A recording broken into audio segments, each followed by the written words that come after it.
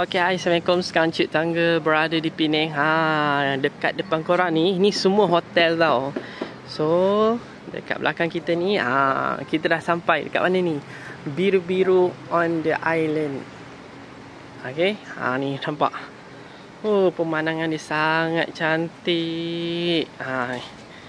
Sangat cantik korang. Oh, view dia sangat cantik. Okay, jom Cik Tangga bawa korang masuk.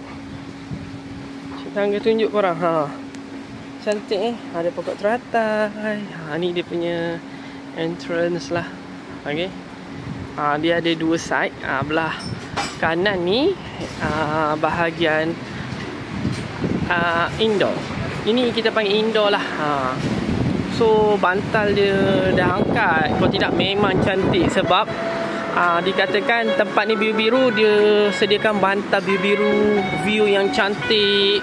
Okay, sebab pagi tadi hujan. So korang boleh bersuah foto kat sini, boleh makan-makan, minum-minum santai-santai.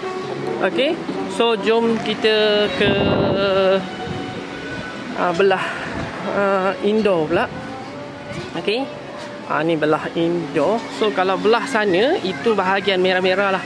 So indoor dekat sini nampak cantik kan korang? Cantiknya.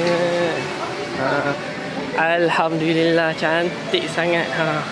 Ni view dia. Kalau korang datang Penang, jangan lupalah korang datang kat sini. Okay, sebenarnya dia bergabung dengan merah-merah belah kanan lah. Ni start belah sana, merah-merah punya kawasan lah. Okay, tapi korang boleh je lalu. Dia orang tak marah pun. Nak selfie-selfie ke. Nampak cantik. Tu merah-merah. Tapi sini dah biru-biru. Kat sini memang style.